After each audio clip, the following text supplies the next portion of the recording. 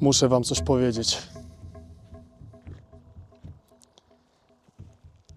Wydaję tysiące funtów, przemierzam tysiące mil dla was, aby wam pokazywać lokale serwujące polskie albo z polskim twistem jedzenie, a wy tak mnie traktujecie.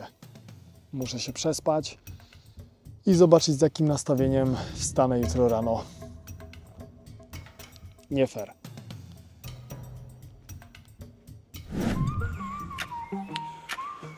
Dobra. Sprawy przemyślane. Człowiek wyspany, a szczególnie po takim śniadaniu inaczej patrzy na świat.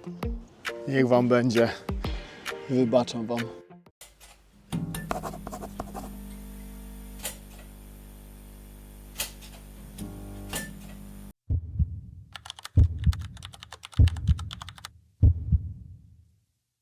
O co chodzi z tym fochem, clickbaitem, sarkazmem? Wszystko zaraz wytłumaczę. W ogóle co ja tutaj robię? Znajduję się w mieście Fleet i Fleet nie jest daleko do Portsmouth, bo tam się dzisiaj wybieramy. Aby jednorazowo nie jechać nie wiadomo ile do Portsmouth, zostałem sobie tutaj w tym hotelu, przyjechałem późnym wieczorem i co jest niesamowite w tym hotelu, to drzewo za mną. Ono jest ogromne. I to w ogóle dowiedziałem się według kolegi ChatGPT, że to jest sekwoja. I zobaczcie wieczorem, jak to wygląda w porównaniu do mnie. I zobaczcie teraz w dzień, jak to wygląda w porównaniu do mnie. A w ogóle ta tutaj statuetka przypomina mi mojego przyjaciela Janusza Motywatora, trochę facjata inna, ale Januszu, jeżeli to oglądasz, motywatorze numer 1 w Polsce, pozdrówko. Zanim wam wszystko wyjaśnię, o co chodzi z tym fochem, sarkazmem, clickbaitem, to pozwólcie, że powiem wam, gdzie się wybieramy. W Portsmouth odwiedzamy restaurację o nazwie Peperoncino. Tak, dobrze usłyszeliście. Peperoncino to jest włoska nazwa, włoska restauracja, ale jest tam jeden bardzo ważny wątek, a mianowicie Big Bossem jest prawdopodobnie... Tak, usłyszeliście teraz beep, bo nie jestem tego pewien. Według mojego researchu Big Bossem jest a jak będzie, to wszystko wam powiem, jak tam pojadę. Dlatego ja już wstaję, powoli się szykuję, powoli się pakuję. Jak już zauważyliście, z Fleet do Portsmouth nie mamy daleko, czyli co, widzimy się w samochodzie. Jakiś czas temu na grupie Polacy w Portsmouth pytałem się was, drodzy rodacy, o miejscówki, jakie znacie, które serwują polskie lub z polskim twistem jedzenie. I dostałem parę komentarzy, jeżeli chodzi o Peperoncino, za które jestem mega wdzięczny. I wszystko byłoby pięknie i fajnie, gdyby nie nieporozumienie. Bo napisaliście polska niedziela w Peperoncino, polskie niedziele w Peperoncino. Dzisiaj mamy niedzielę, ale niestety pierwszy raz w historii tego kanału nie będzie za bardzo po polsku. A dlaczego nie będzie po polsku? Bo dokładnie parę dni przed moim przyjazdem tutaj zobaczyłem ich tutaj post, który mówi jasno i otwarcie, tak, jest niedziela polska w Peperoncino, ale to jest pierwsza niedziela miesiąca. A dzisiaj na wasze nieszczęście jest druga niedziela miesiąca. Powiedziałem wasze nieszczęście, bo ja z miłą chęcią dla odmiany spróbuję czegoś innego, ale w podsumowaniu będę miał wielką prośbę dla was, rodacy mieszkający w Portsmouth. Dlatego zostańcie do końca, w podsumowaniu to jest info dla nowych. Podsumujemy Peperoncino, podam wam ceny, powiem wam coś więcej na temat tego miejsca. Ale zanim to wszystko zrobimy, ja muszę się tam bezpiecznie dostać. Mamy do pokonania nieco trochę ponad godzinę. Stolik mam na 12 i to jest idealny czas na co? Na tradycyjny kącik PL bawi, Ania uczy. Aniu, powiedz nam coś ciekawego na temat miasta Portsmouth. Portsmouth to niezwykłe miasto na południowym wybrzeżu Anglii, którego tożsamość w całości ukształtowało morze. Jest to jedyne miasto wyspiarskie w Wielkiej Brytanii, ponieważ leży niemal w całości na wyspie Portsea. Ta unikalna lokalizacja sprawiła, że od stuleci Portsmouth stanowiło serce brytyjskiej potęgi morskiej i do dziś jest domem dla królewskiej marynarki wojennej. To właśnie tutaj narodziła się historia nowoczesnego przemysłu okrętowego, gdy pod koniec XV wieku wybudowano pierwszy na świecie suchy dok. Portsmouth to jednak nie tylko militarna historia, ale też potężne dziedzictwo literackie. W tym mieście przyszedł na świat Charles Dickens, jeden z najważniejszych pisarzy epoki wiktoriańskiej. Co ciekawe, z Portsmouth silnie związany był również Arthur Conan Doyle. To właśnie podczas prowadzenia tutaj swojej praktyki lekarskiej stworzył postać najsłynniejszego detektywa wszechczasów, Sherlocka Holmesa, publikując jego pierwsze przygody. Współczesną panoramę miasta całkowicie zdominowała Spinnaker Tower, czyli wieża przypominająca kształtem wydęty na wietrze żagiel, która wznosi się na wysokość 170 metrów. Z jej przeszklonych tarasów widokowych rozciąga się spektakularny widok na kanał Solent i sąsiednią wyspę White. Portowa dzielnica Gun Wharf Quays, gdzie dawniej magazynowano broń i amunicję, zamieniła się w tętniące życiem centrum pełne nowoczesnych restauracji i sklepów, udanie łącząc surową, morską przeszłość z nowoczesnym, dynamicznym stylem życia. Moi drodzy, witamy w Portsmouth.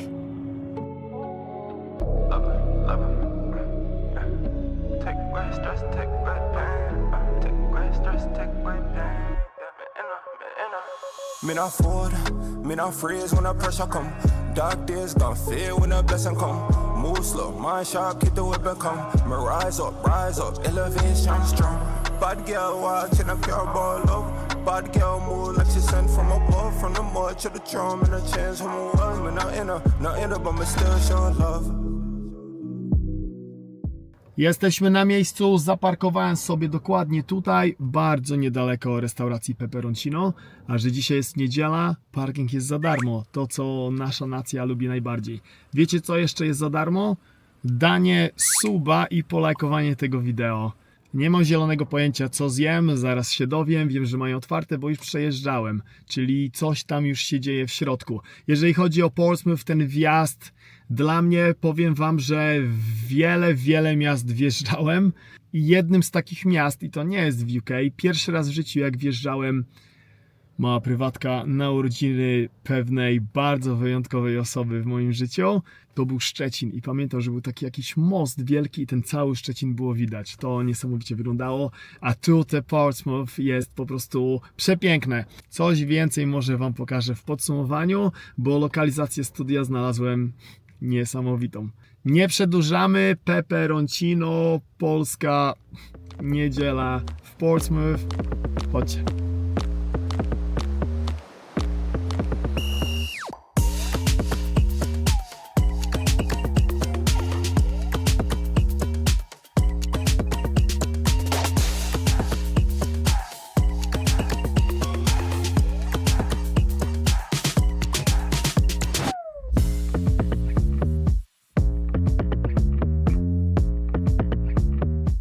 Słyszałem, że z wiekiem ludzie maleją.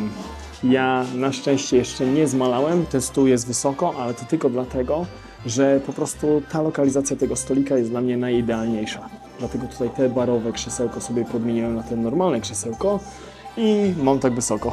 Zamówienia złożone, Big Boss poznany i tak, miałem rację. A mianowicie Big Bossem jest prawdopodobnie Sylwia. Jeżeli chodzi o lokal, o zamieszanie, bo naprawdę ten research tutaj na temat tego miejsca sprawił mi lekki ból głowy, tak jak to miałem w Aberdeen. O wszystkim Was poinformuję w podsumowaniu. Zamówienia złożone i od razu pozwólcie, że Was ostrzegę, szczególnie nowych widzów. Ja, jeżeli chodzi o nazewnictwo, jeżeli chodzi o ogólną wiedzę, tym bardziej wiedzę na temat włoskiej kuchni, jestem kompletna noga. Dlatego jeżeli coś przekręcę, coś skaleczę, poprawcie mnie w komentarzach i się nie złoście, wyluzujcie. Zamówienia złożyłem z pomocą 2 osób. Pierwsza to jest The Big Boss Sylwia, doradziła mi co sobie wziąć, co mniej więcej lubię, a druga to jest ekspertka Ania. Dzisiaj nie będzie po polskiemu będzie tylko i wyłącznie nasza tradycja na tym kanale, czyli toast zniesiony za Was, moi drodzy, za Ciebie Sylwio, za ten przepiękny lokal. Trochę spoileruję podsumowanie, ale sami widzieliście na przebitkach. Za Peperoncino, za Portsmouth, niesamowite miasto, za Was rodacy mieszkający w Portsmouth i mieszkający w całym UK. No i wiadomka, za Was, moi drodzy widzowie, Wasze zdrówko. Starter już wjechał, na niego patrzę, pachnie niesamowicie, ale Aniu, co powiedziałaś mi, żebym odwiedzając Peperoncino zamówił? Proponuję gamberini al peperoncini, krewetki z czosnkiem, oliwą i chili na grzance. No i właśnie, i tutaj jest tylko lekki twist, bo u Sylwii to się nazywa tak, ale praktycznie jest to samo i teraz wam pokażę, co to jest. Jeżeli oglądacie już moje wypociny od jakiegoś czasu, za co jestem mega wdzięczny, to wiecie, jak ja bardzo, ale to bardzo doceniam najstacze, a tutaj forma podania jest fenomenalna. Zaraz o tym koledze coś więcej powiem. Na razie uciekaj poza kadr. Krewetki. Spróbuję jedną na razie, ale wiecie co? Nie pokażę tutaj, żeby ona nie chlapała. Nie róbmy chlebów w Portsmouth, patrzcie.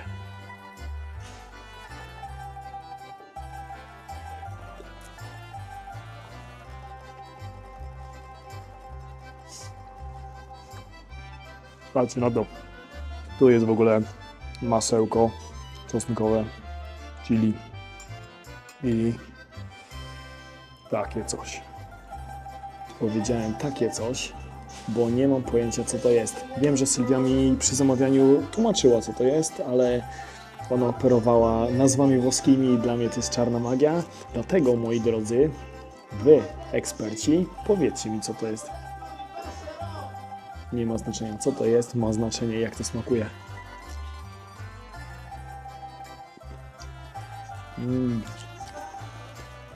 Delikatne.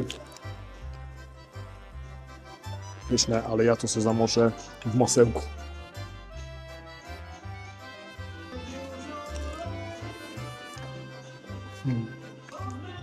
Mega. Jem sobie to na spokojnie, bez widzów i widzimy się na mainie, ale zanim main w ogóle wjedzie, który też będzie miał fajną historyjkę, to pokażę wam za chwilę, co to jest. A więc tak, main już przyszedł, patrzy na mnie i zaspoileruję, chociaż i tak zaraz to zobaczycie za sekundę, wygląda niesamowicie. Spytałem się Aniu, co miałem wypić w ogóle będąc w peperoncino i Ania powiedziała to. Jeśli chodzi o drinka, to zdecydowanie polecam Aperol Spritz. I to jest ten Aperol Spirits. Nie mam za bardzo pojęcia, co tam jest. Też mógłbym się wypytać Sylwii, mógłbym znaleźć odpowiedzi u Ani, ale wolę usłyszeć odpowiedzi w komentarzach od was. Zasmakuję tego.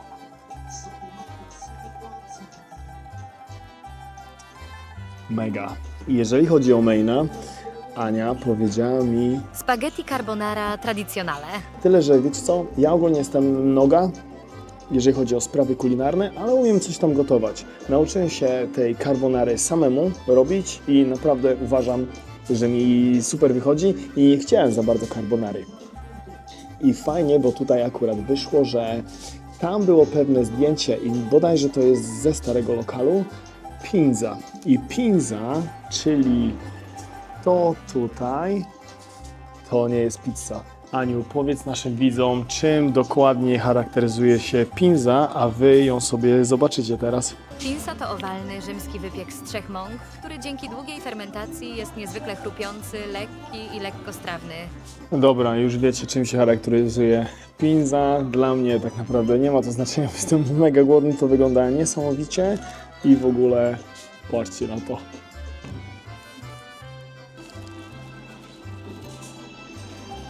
Dobra, wracamy po lekkiej pauzie. Zobaczyliście, że już praktycznie ta pinza zniknęła. Praktycznie ten drink został wypity, bo sobie uciąłem dłuższą pogawędkę z Sylwią. A tak wyglądał początek pogawędki.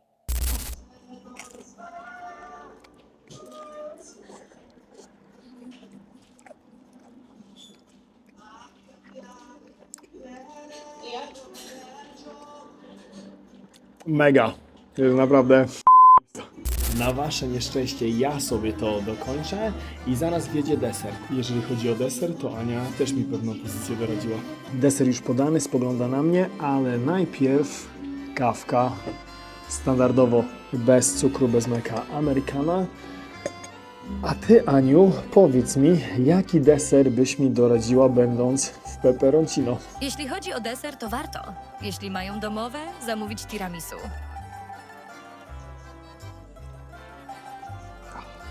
Kawa pyszna. A jeżeli chodzi o deser, tak jak Ania powiedziała, tiramisu, jeżeli robią swoje. I w peperoncino tak się składa, że robią swoje. I zanim to w ogóle wszystko rozwalę, to zobaczcie sobie z bliska, jak to ślicznie wygląda. Dobra, wygląd wyglądem. Po pierwsze to do wywalenia i te tutaj truskawki. Dobra, na razie do wywalenia, ale później spróbuję.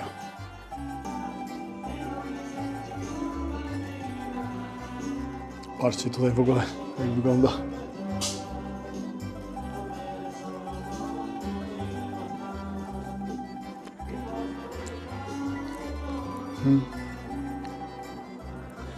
Powiem wam coś, nie? Nieraz kupowałem takie tiramisu sklepowe gdzieś, po prostu na półkach. Ale właśnie jak kupujecie nieraz takie coś sklepowego, taki badziew i później zmierzycie się z czymś takim, to wtedy to doceniacie jeszcze bardziej. I tak tutaj jest. Mega. Do tego macie taką jakąś bułeczkę, czy coś takiego. To jest chyba, tak profesjonalnie mówiąc, biszkopt. Patrzcie na to. Zamoczę sobie to w tiramisu. I żeby nie było, truskawę też sobie spróbuję.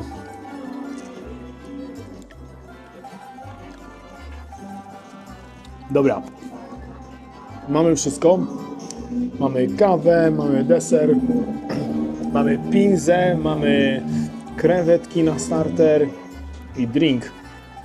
Aha, i jeszcze trochę mi zostało tutaj naszego Jacka Danielsa, bo to jest jakby co Jack Daniels. Czas na podsumowanie pepperoncino w Portsmouth i jeżeli chodzi o studio, to ja uważam, że będzie jedno z lepszych. Hej! Siemanko, witajcie w dzisiejszym PL-owskim studiu. Za mną tutaj jest Southsea Castle, a tutaj jest English Channel. Moi stali widzowie wiedzą, że lokale, które odwiedzamy, podsumujemy w fajnym jakimś backgroundzie i może myśleliście, że odwiedzę Spinnaker Tower. Tą tutaj, ale jestem przekonany, że tam jest masa ludzi, a tutaj mi się udało znaleźć taki malutki spocik. W ogóle, tak jak już powiedziałem, tutaj jest English Channel, a tutaj jest pewna bardzo ciekawa wyspa. Ta wyspa nazywa się Isle of Wight. Dobra, tyle z geografii, czas podsumować restaurację Pepperoncino. Ale zanim to zrobimy, zanim tradycyjnie podziękuję Big Bossowi i reszcie ekipy, chciałbym Was, moi drodzy, którzy mi napisali polecajki pod tytułem Polska Niedziela w Pepperoncino, przeprosić. Mieliście rację, tak naprawdę była tam każda polska niedziela, ale Sylwia, Big Boss, powiedziała mi, że nie było za dużo popytu na nią i zredukowali do jednej w miesiącu i ta zmiana w ogóle nastąpiła dopiero niedawno. Także jeszcze raz sorki i dziękuję bardzo za polecajkę. No, jak już powiedziałem, Big Bossem jest Sylwia. Chciałbym Tobie podziękować, Sylwia, za gościnę, za fajną rozmowę. Kolejna super osoba, którą poznałem dzięki tym nagrywkom i kolejna osoba, z którą bardzo chciałem sobie zrobić fotkę. Tutaj fotka. Dziękuję Tobie, Janku. Janek był odpowiedzialny za to, co znalazło się na moich talerzach, a jak widzieliście mój wyraz facjaty, na tych talerzach naprawdę się coś fajnego działo. Dobra, sprawy organizacyjne, jeżeli chodzi o Pepperoncino, tak jak jest teraz, to istnieje dopiero od lutego. Jest tam bardzo malutko obserwujących na tym Facebooku, a jest to przede wszystkim za sprawą całego zamieszania, jeżeli chodzi o Pepperoncino. Po prostu tam był naprawdę spory mętlik, jeżeli chodzi o research. Jest inny, starszy lokal. Jeżeli wpisujecie Pepperoncino, to ten starszy lokal wychodzi i tam pokazuje, że zawsze jest zamknięte i mam nadzieję, że to tutaj info, które zobaczycie, czy chodzi o parking, czy chodzi o link w ogóle do Pepperoncino, jeżeli jesteście lokalni i macie zamiar w ogóle przyjechać sobie do Portsmouth, to sobie podawajcie, żeby ludzi nie wprowadzać w błąd. Lokal przepiękny, te malowidła, które teraz widzicie, by the way, te malowidła są dziełem koleżanki Irminy. Niesamowite, bardzo dużo najstaczy. Ja to często podkreślam o najstacze, czy to te fajne krzesełka przy barze, czy to lampki, czy to ten taki krojalnik do pizzy, deseczki, forma podania. Dla mnie to jest zawsze na plus. Sylwia mieszka bardzo długo we Włoszech, bodajże z 10 lat. Po prostu gotowanie jest jej pasją. Tu powiedziała, że no niestety musiała być na barze, nie? Ale ogólnie sama lubi wskoczyć za gary, pogotować, robi różne jakieś inne wersje, na przykład tiramisu, coś z maliną czy coś. Jeżeli próbowaliście Sylwii wersję malinową tiramisu, to napiszcie mi w komentarzu. Nie muszę chyba mówić, albo powiem, Sylwia ma przeogromną wiedzę na temat kuchni włoskiej. I bardzo często mi mówiła włoskie jakieś nazwy czy coś, a ja chyba tak powiedziałem nawet w lokalu, że ja tak, okej, ja nawet nie wiedziałam, o co chodziło, nie? Ale później fajnie, przychodzi koleżanka, wam tłumaczy co i jak. Dla mnie wajby super. Omówimy jedzenia i zaraz wjedziemy w kącik dla Was marudy, czyli cenowy kącik. Zanim to wszystko w ogóle omówię, to chciałbym tak Wam powiedzieć taką prywatkę, że tak, jeżdżę, pokazuję Wam polskie jedzenia, lokale serwujące polskie jedzenia albo z polskim twistem jedzenia, ale to bardzo się cieszę, że dzisiaj nie było polsko. Zjadłem sobie coś innego, zjadłem sobie coś, spoileruję, chociaż i tak już wiecie, jakie będzie podsumowanie i finalny werdykt. Zjadłem sobie coś naprawdę pysznego, ślicznie podanego w ślicznym lokalu. Także i tak tym wszystkim, którzy napisali mi Polska Niedziela, dziękuję w ogóle za to, że odkryłem dzięki Wam lokal o nazwie Peperoncino. Dobra, to co marudy lubią najbardziej, czyli ceny. Naszą wizytę w Peperoncino zaczęliśmy od shota Jacka Danielsa i Jack Daniels kosztował 6 funtów. Starter polecany przez Anię i Sylwię i to jest po włosku, mówi się na to gamberoni i po prostu to były krewetki i te krewetki kosztowały 9,50. Napój polecany również przez Anię i Sylwię i to jest Aperol Spritz i on kosztował 9,50. Pinza! To nie pizza i mieliśmy dzisiaj pinzę Parmę i ta pinza Parma kosztowała 16 funtów. Wiadomka, musiała wjechać kawa, ubiorę sobie moje shadesy. Kawa musiała wjechać i Americana bez cukru, bez mleka kosztowała 3,50. Ania powiedziała, że będąc we włoskich restauracjach, jeżeli robią swoje tiramisu, to obowiązkowo je skosztuj. Sylwia robi swoje tiramisu i takowe mieliśmy i to tiramisu kosztowało 7,50. Za całość w Peperoncino zapłaciliśmy 52 funty. Jeżeli chodzi o cenę 52 funty, to pozwólcie, że czym się podzielę. Jeżeli jeździcie po różnych lokalach, różnego kalibru lokalach, czy to street food u Pawła w Nuneaton, czy to na pełnej bogatości restauracja Dom, która by the way, to jest info dla nowych, bo starzy oglądając ten epizod już wiedzą, już są w Michelin Guide, to znacie realia cen. Dla mnie 52 funty za to, co wziąłem. Jack Daniels. Sam Jack Daniels kosztuje, nie? Ten Aperol, krewetki, no to wszystko, ta jakość, w ogóle oni to wszystko sami robią. Jedyne co od razu powiem, żeby nie było jakichś tam czepiaczy, którzy powiedzą, to Sylwia powiedziała, że na przykład makaronu nie robią sami. No bo nie ma maszyny czy coś takiego, ale tutaj fajnie, bo to szczerze powiedziane i nie? Ale to wszystko inne to jest pierwsza klasa, nawet mówią, że regularnych ma na przykład Anglików, Włochów i mówią, że naprawdę jakość jest super, nie? Także ja uważam 52 funty w takim niesamowitym miejscu jak w Portsmouth, dla mnie to jest jak najbardziej na plus.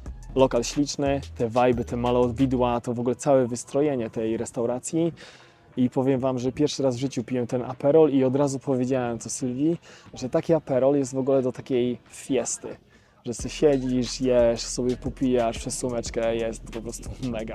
Dajcie znać, co myślicie, czy byliście tutaj jako we włoskiej, czy może byliście tutaj jako Polska Niedziela i zamiast, nie wiem, pinzy, parmy zjedliście sobie golonkę. Dajcie koniecznie znać w komentarzu.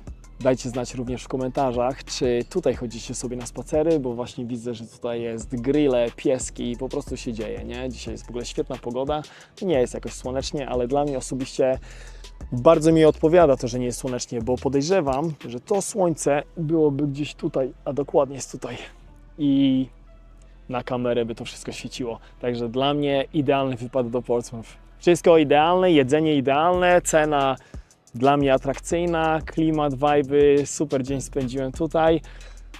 To co, czas na werdykt, który jest, tak, formalnością. Peperoncino, włoska restauracja, Twoja restauracja Sylwio w Portsmouth, lokal, restaurację uważam za lokal, restaurację, która to są fanfary, smaczy. śliczny lokal serwujący pyszne jedzenie podane w super sposób za, uważam, niedrogie pieniądze. Przyjeżdżajcie tam, spróbujcie sobie pysznego jedzenia, zaobserwujcie ich. Lokal takiej klasy, serwujący tak świetne jedzenie, posiadający 86 obserwujących, to jest skandal. Tak jak skandalem jest małe, niskie wyświetlenia tego kanału, dajcie tutaj też lajka i dajcie suba. Tak jak Ania Wam powiedziała, że Portsmouth to jest taka wyspa, cieszę się bardzo, że zarówno Portsmouth, jak i Rothesay, tutaj też było niesamowicie Szkocja, zaliczyłem. To jest kolejna wysepka, którą zaliczyłem. Mam nadzieję, że kiedyś, czekajcie, tam, Isle of Wight też zaliczę, ale jak to często mówię w moich postach, stay tuned. No i dobra, mamy wszystko omówione, wszystko powiedziane. Zobaczcie sobie tylko tutaj ten park, jak się prezentuje, jak się tutaj dzieje życie, jest po prostu ślicznie. I w takich okolicznościach czas na apel. Po pierwsze, nie przepracowujcie się. Po drugie, wspierajmy siebie nawzajem. Cudze chwalicie, swego nie znacie. Nikt za nas tego nie zrobi. Jeżeli macie jakąś chwilę, wsiądźcie w samochód, zabierzcie ukochanych, zabierzcie dzieci w takie miejsca i temu podobne. Dzięki, że tutaj byliście, że poświęciliście te paręnaście minut na oglądanie moich wypocin. Dla mnie hej przygodo, a my się widzimy w niedzielę, następną niedzielę, godzina 17 UK czasu. Hej!